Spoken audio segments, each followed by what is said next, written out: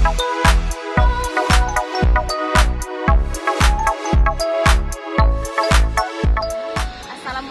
warahmatullahi wabarakatuh. Perkenalkan, saya Yusi Bustianda dari SD Negeri 13 Pangkal Pinang.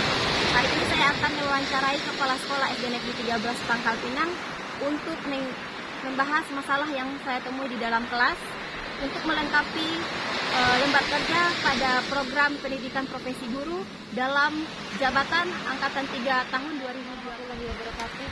Waalaikumsalam warahmatullahi wabarakatuh. Maaf, hari ini saya minta waktu Bapak untuk melakukan wawancara dengan Bapak mengenai masalah yang saya hadapi di dalam kelas untuk melengkapi tugas LK dalam program profesi guru dalam jabatan angkatan 3 tahun 2020.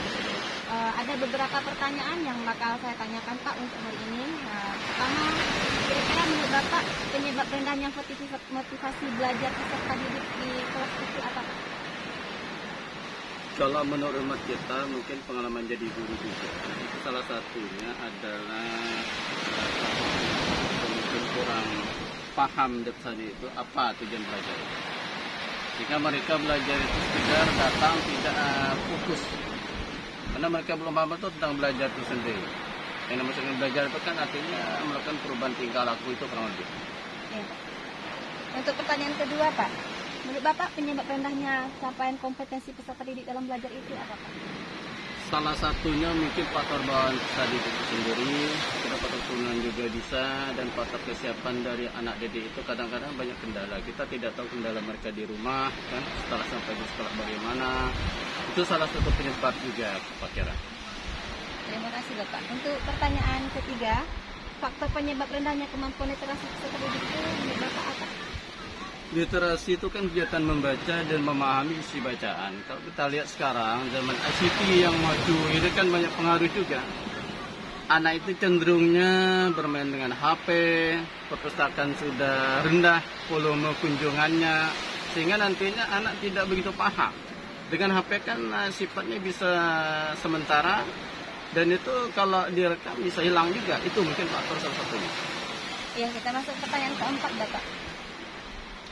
Menurut Bapak, faktor penyebab rendahnya minat peserta didik terhadap numerasi itu apa Pak? Numerasi kan tidak jauh dari hubungannya dengan pelajaran matematika.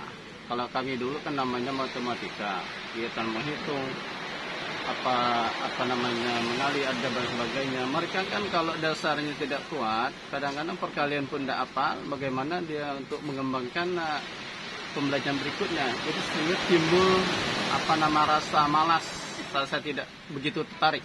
Kira-kira begitu penyebabnya. Terima kasih Pak. Kita masuk ke pertanyaan yang kelima Bapak. Kira-kira menurut Bapak penyebab kurangnya fokus dan konsentrasi peserta didik itu dalam belajar apa Pak?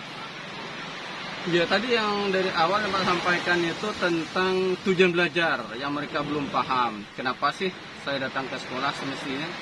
Apakah hanya sekedar bermain, tidak untuk belajar, untuk masa depan? Itu kan mereka belum begitu paham. Mungkin salah satu penyebab itu, sekedar aja lah. Yang selanjutnya Pak, pertanyaan ke-6. Kira-kira menurut Bapak penyebab kurang optimalnya komunikasi antara guru dan orang tua itu apa Pak? Kalau kita lihat komunikasi itu kadang-kadang tidak semua guru, cuma kadang kesibukan gurunya, kesibukan orang tuanya. Mereka kan kadang-kadang ada yang bekerja, ada yang murni jadi ibu rumah tangga. Jadi penyebab salah satunya waktu mereka mungkin. Yang lain kukira tidak begitu. Tetap ini baik kan komunikasi antara guru dan orang tua. Oke Bapak, kita masuk ke pertanyaan ke-7 Bapak.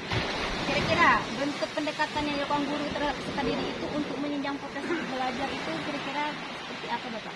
Perbaiki komunikasi, yang jelasnya kita jaga selalu melaporkan kegiatan siswa-siswi anak mereka itu kepada mereka sehingga mereka mengetahui perkembangannya di sekolah, bagaimana kondisi anaknya nanti setelah di rumah, sehingga mereka bisa peduli atau bisa membimbing ke arah yang lebih baik. Kalau untuk pendekatan dengan siswanya langsung gimana Bapak?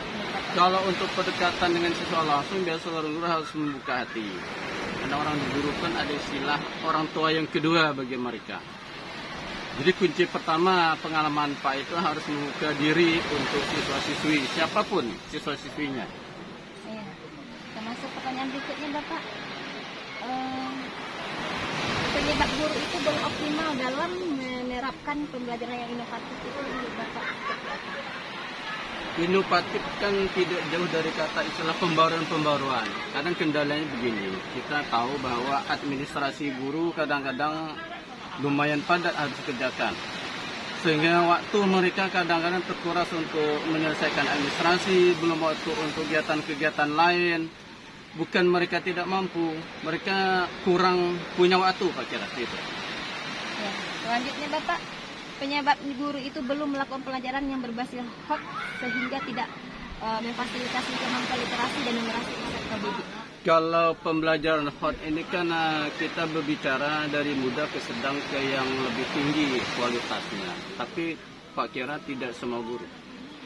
Apalagi kelas tinggi, kelas 4, 5, 6 pasti akan melakukan pembelajaran hot. Tergantung dengan orangnya.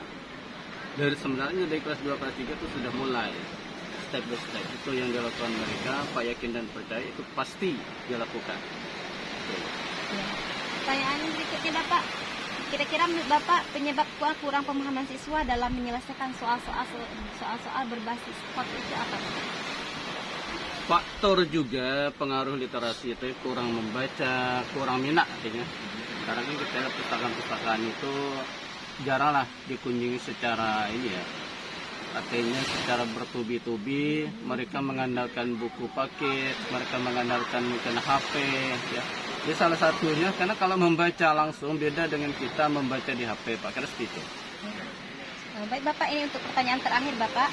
Kira-kira menurut Bapak penyebab kurangnya optimalnya seorang tenaga pendidik dalam menggunakan teknologi dalam proses pembelajaran itu apa Bapak? Kalau penyebab itu ada 2 faktor. Tapi 80% kan kalau guru yang muda, yang masih ini tidak segitulah. Nah, tapi seusia misal sudah agak hampir pensiun, mereka malasnya karena tidak terbiasa dari awal. Tidak semua guru yang tidak optimal. Apalagi misalnya guru itu berpikir yang positif, kita harus bisa untuk mengembangkan pembelajaran lebih baik dan lebih praktis, lebih mudah, otomatis dengan sendiri kita harus belajar dan belajar. Itu kalau kita pengalaman kita sendiri. Mungkin itu saja Pak pertanyaan yang saya paparkan Bapak untuk hari ini. Terima kasih atas waktunya. Sama-sama Ibu Isi. Saya ucapkan terima kasih. Jika ada kesalahan maaf. Assalamualaikum warahmatullahi wabarakatuh. Waalaikumsalam warahmatullahi wabarakatuh. Yes, sir.